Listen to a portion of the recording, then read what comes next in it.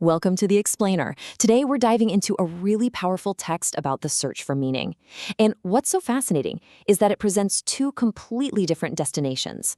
We're talking about lamps and wounds, arrivals and endless journeys. So let's get right into it. We usually think of the spiritual path as this one single road, right? It's a ladder we climb, and at the top, there's peace. But what if that's only half the picture? What if there are actually two very distinct paths with two totally different endings? So, first up, let's explore what the text calls the path of arrival. This is a philosophy of this huge, profound realization, and we get to see it through the story of a teacher, a guy named Vasu, and a grieving mother named Leela. Now, the big idea at the heart of this path is something called non-duality, and it's pretty radical. It basically says that the entire search for peace or enlightenment is based on a giant misunderstanding. The thing you're looking for? Well, that's the very thing that's doing the looking.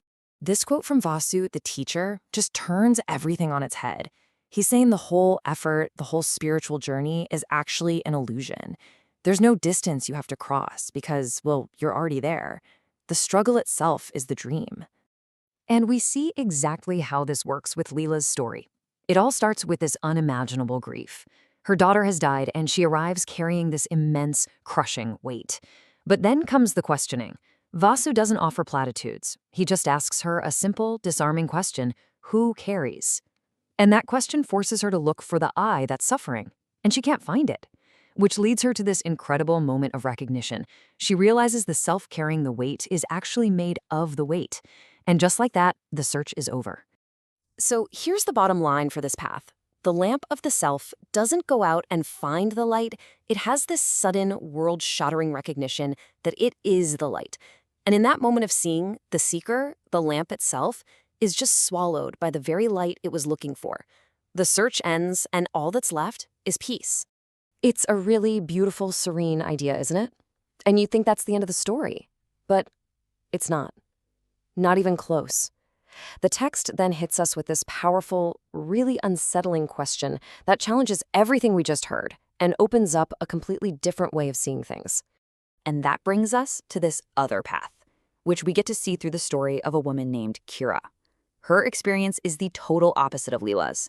She is on the path of non-arrival, the path of the journey that just keeps going. Just look at Kira's story. She is the model seeker. She's done everything you're supposed to do. Countless retreats, followed all these different teachers, put in the work, and she's even had those amazing, profound glimpses of peace that people talk about. But for her, they just never stick. The openings always close up again, the peace fades into a memory, and that feeling of longing, that wound always comes back. It's actually her neighbor Dev, a man who is literally facing his own death, who gives her a whole new way to look at it. She confesses this feeling of failure, that she's just not good at this whole enlightenment thing. And his response just reframes her entire life search. He tells her being good at it was never the point. And this quote right here, this gets to the absolute core of the second path.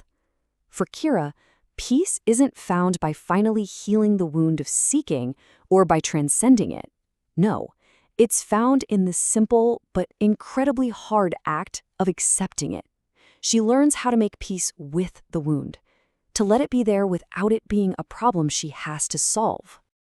Okay, so we've got these two starkly different paths. Let's actually put them head to head and see what that looks like.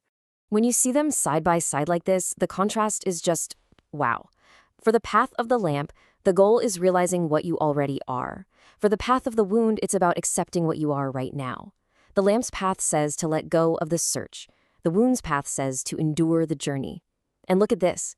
For one, the self is an illusion to be dissolved. For the other, it's a companion to be befriended. So the outcome is either peace through transcendence or peace within imperfection. So this leaves us with a really fascinating question. Are these two ideas at war with each other? Is one of them right and the other wrong? Or could they just be two equally real, equally valid ways of being human in the face of this great mystery? In the end, the source text doesn't actually give us a final answer. It doesn't pick a side. Instead, it does something really clever. It turns the question right back to us. It invites us to look at our own lives and ask ourselves, which one of these stories feels more like mine? Are you on a path of sudden arrival, or are you on a path of a faithful, ongoing journey? Is your peace found when the search finally ends, or in learning to accept the search itself? And that's the question the text leaves us with. Thanks so much for joining this explainer.